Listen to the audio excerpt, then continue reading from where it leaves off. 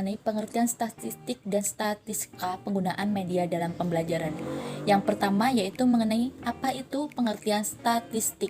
Kata statistik berasal dari bahasa Latin yaitu state, yang berarti negara, untuk menyatakan hal-hal yang berhubungan dengan ketatanegaraan. Yang kedua yaitu pengertian statistika. Statistika dapat diartikan sebagai suatu ilmu yang mempelajari cara-cara penentuan suatu penduga atau statistik pada parameter populasi dalam suatu komunitas, kemudian membahas cara-cara peramalan dan pengambilan kesimpulan tentang nilai parameter tersebut. Selanjutnya yaitu mengenai topik peran statistika dalam penelitian. Yang pertama itu dalam aktivitas kehidupan sehari-hari. Dalam aktivitas kehidupan sehari-hari, manusia dihadapkan pada berbagai keterangan dan bahan-bahan yang berbentuk angka, serta menafsirkan bahan tersebut dalam bentuk angka sehingga dibutuhkannya peran statistika. Yang dalam ilmu pengetahuan. Di dalam ilmu pengetahuan didapati penyajian data-data dalam bentuk angka, sehingga diperlukan statistika dalam menafsirkan dan menyimpulkannya. Yang ketiga yaitu dalam aktivitas penelitian ilmiah.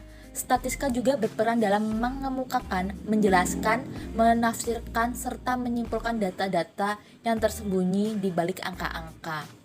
Selain itu juga peran statistika dalam penelitian adalah untuk menghitung besarnya anggota sampel yang diambil dari suatu populasi. Macam-macam data statistik. Yang pertama ada data menurut susunannya. Data ini dibagi atas data acak atau tunggal dan data berkelompok. Data acak atau data tunggal adalah data yang belum tersusun atau dikelompokkan ke dalam kelas interval. Yang selanjutnya ada data berkelompok, adalah data yang sudah tersusun atau dikelompokkan ke dalam kelas-kelas interval. Data kelompok disusun dalam bentuk distribusi frekuensi atau label frekuensi. Terus selanjutnya ada data menurut sifatnya. Ini dibagi menjadi dua, data kualitatif dan data kuantitatif. Data kualitatif sendiri adalah data yang tidak berbentuk bilangan, sedangkan data kuantitatif adalah data yang berbentuk bilangan. Dan selanjutnya ada data menurut waktu pengumpulannya. Ini juga dibagi menjadi dua, data berkala dan data cross section. Untuk data berkala sendiri ialah data yang terkumpul dari waktu ke waktu untuk memberikan gambaran perkembangan suatu kegiatan. Sedangkan data cross section ialah data yang terkumpul dari suatu waktu tertentu untuk memberikan gambaran perkembangan keadaan atau kegiatan pada waktu itu. Selanjutnya ada data menurut sumber pengambilannya.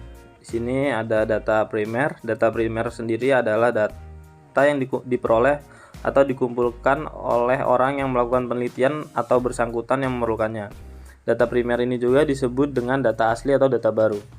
Yang selanjutnya ada data sekunder. Data sekunder adalah data yang diperoleh atau dikumpulkan dari sumber-sumber yang telah ada. Data ini biasanya diperoleh dari perpustakaan atau dari laporan-laporan peneliti yang terdahulu. Selanjutnya ada data menurut skala pengukurannya. Yang pertama ada data nominal.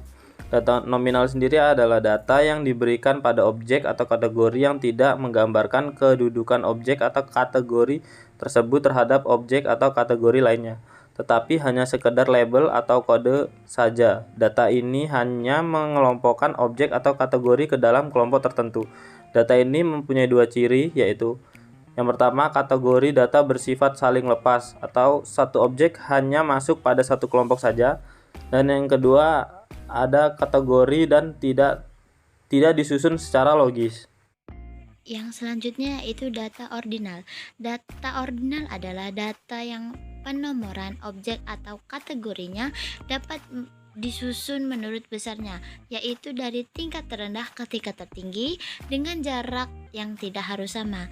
Data ini memiliki ciri pada data nominal, dan satu lagi kategori data dapat disusun berdasarkan urutan logis dan sesuai dengan besarnya karakteristik yang dimiliki.